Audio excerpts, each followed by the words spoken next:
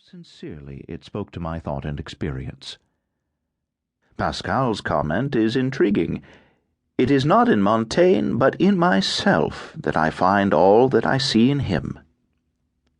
A writer with whom we identify ourselves is naturally seen in as many lights as he has readers. We each have our own Montaigne, as we have our own Hamlet and Don Quixote. But this is not the only reason for the diversity of Montaigne's public image. Writing as he did over a period of 20 years, from just under 40 until his death, he changed as he wrote, recognized and accepted his change, and made his portrait vary to fit his own variation. "I do not portray being," he wrote, 3:2, pages 610 to 11. "I portray passing. My history needs to be adapted to the moment. I may indeed contradict myself now and then, but truth, as Demades said, I do not contradict." Though the evolution of Montaigne's ideas and attitudes is continuous and gradual, there are moments in his thought that have represented different Montaignes to different generations. His readers have seemed, in a sense, to grow older with him. The stoical humanist of the earliest essays was the Montaigne that his contemporaries saw, the one whom Etienne Pasquier called another Seneca in our language. In the 17th century, the skeptical revolt against human presumption was seen as the center of Montaigne, the Apology for Raymond Sebon as the one important chapter, What Do I Know as the essence of his thought. Descartes used his skepticism to show that we need a fresh start, and that we cannot doubt without knowing at least that we are thinking when we do.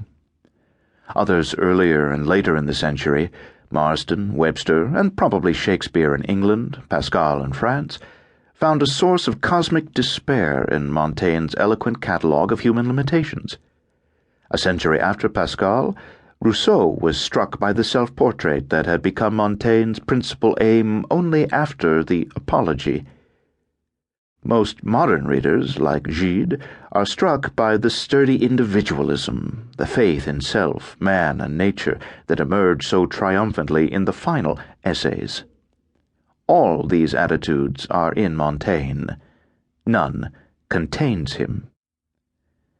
The style of the essays is part of the self-portrait.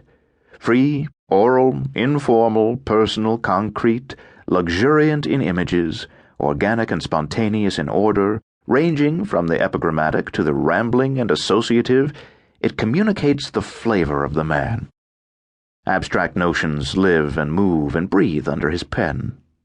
Here is a sample on borrowing ideas from others. "The bees plunder the flowers here and there, but afterward they make of them honey, which is all theirs. It is no longer thyme or marjoram." 126, page 111. Or again on the theme that small learning makes for presumption, great learning for humility. "To really learned men has happened what happens to ears of wheat. They rise high and lofty, heads erect and proud, as long as they are empty. But when they are full and swollen with grain in their ripeness, they begin to grow humble and lower their horns." 212, page 370. The whole chapter on education, 126, a subject in which stylistic anemia is endemic, is a stream of images as vivid as they are appropriate. Often Montaigne exemplifies ideas with the same effect.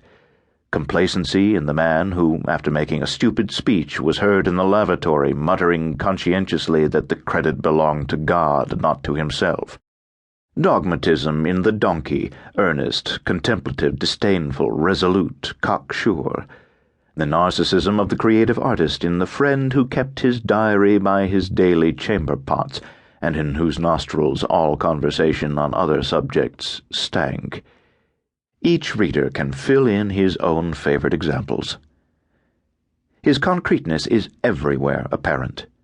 He himself tells us that the speech he loves is a speech succulent and sinewy, brief and compressed, not so much dainty and well-combed as vehement and brusque. 126, page 127. Flaubert described Montaigne's style as a delicious fruit that